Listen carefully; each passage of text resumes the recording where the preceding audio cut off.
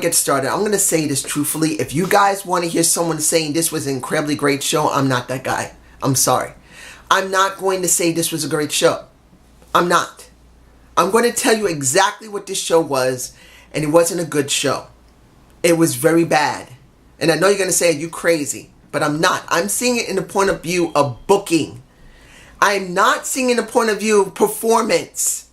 Performance-wise, it was a good show. As you would say, it was an incredible show. But if you look at it in a booking standpoint, it was the worst thing it could have done. So if you don't want to hear this review, you're going to have to switch to someone else that's going to say this is incredible, because I'm not going to do that.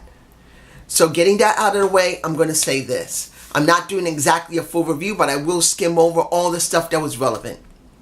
First thing I'm going to talk about was The Shield. This is my question to anyone here, if they're still watching this video. What would have been more important, better for the WWE? To have The Shield come together at TLC, or better yet, Survivor Series, where there could have been more conflict, more problems between Seth Rollins, Roman Reigns, and Dean Ambrose. Not really feeling comfortable with each other. Then building into it and building into it and building into it until you get a full payout when they were finally together, when they were forced to be together because of Kurt Angle. Or you get what you have now, where they just came out, became The Shield, beat up on The Miz, later in the night, go after Braun Strowman, which I'll talk about in a minute.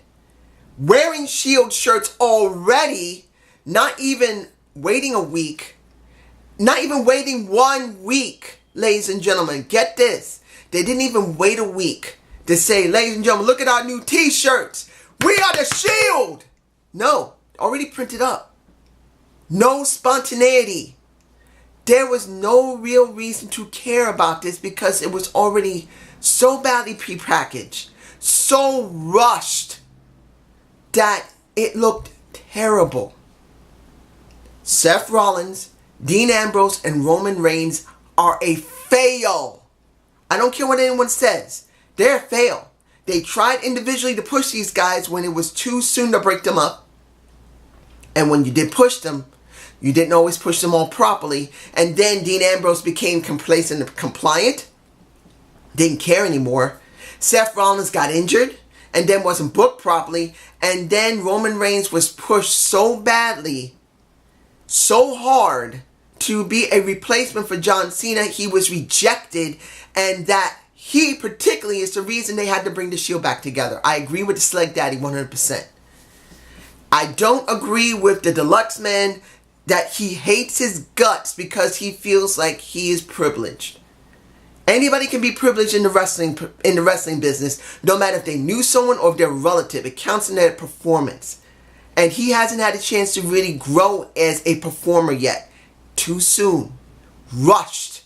So now you see them together, rushed. Instead of getting a good payout at TLC. Or better yet, continually build this up to Survivor Series at a real pay-per-view where people would be so excited to finally see The Shield together, where they were still having dissension between each other. Not totally trusting one another. Letting Roman Reigns still fight against it. But Dean is alright with it. Trying to convince him, he says no. And then finally they come together. That would have been a better payout. That's me. Now you look at Braun Strowman, a guy that was here with Brock Lesnar. Now I'm not saying Brock was great, but they were here. And now he's going to TLC, working with The Shield, The Miz, The Miz and The Bar. He's gone from here. This is The Miz and everybody else, supposedly. He's here. What a waste of a Braun Strowman. He was so hot. And now he's cooling off. The WWE had a chance, and they've blown it again. Particularly that they're doing this. Now, I know a lot of people are going to say, well, The Shield is something hot now. It would have been hot more at TLC if they just came together. It would even be more hotter than that at Survivor Series. Here, like this, it's cold. Now, the next thing I'm going to talk about is Bray Wyatt. And you guys tell me below, Didn't that look like Bray Wyatt? More than it looked like a woman. Now, I could be wrong because the veil was pretty thick. But it looked like Bray Wyatt still. Now, I'm not saying that the person that they're mentioning could be Paige or someone else, and that could have been her or some other woman. It just looked a little bit like Bray to me personally. But do I care about this? No, because it's too little too late for Bray Wyatt. He has been so badly utilized, it's a joke. So I don't care. Now, how do I talk about the women? First ones I'll talk about is the Fatal 5-Way. First it's supposed to be just a Fatal 5-Way. Then it looks like Michael Cole, and Michael Cole is back, which is sad. He should have been gone longer than a couple of weeks. A Fatal 5-Way, going to a Fatal 5-Way elimination, that shows to not really focus on the details. You have now Emma who wins, which I'm fine with. I'm actually fine seeing that Emma is the one they decide to throw at Asuka, then maybe Alicia Fox, who really isn't that important, but still, or a Paige, well not Paige, a Bayley or a Sasha Banks. You could have done Dana Brooks, and Dana's pretty cute, I won't lie. She doesn't look like she got any abs on her stomach, but neither do I, so. Anyway, I just want to say that I'm alright with that booking. Now, when it comes to Mickie James and Alexa Bliss, I'm also alright with the booking that's going on so far. Seeing Mickie James cut a nice promo made me very happy, and I'm going to be honest here. I've always loved Mickie James. If Mickie James stood in front of me, she's 38 years old, I'm 46 years old, and she says, "You want to walk with Mickie James?" I will say, I will walk with you until the day I die, honey.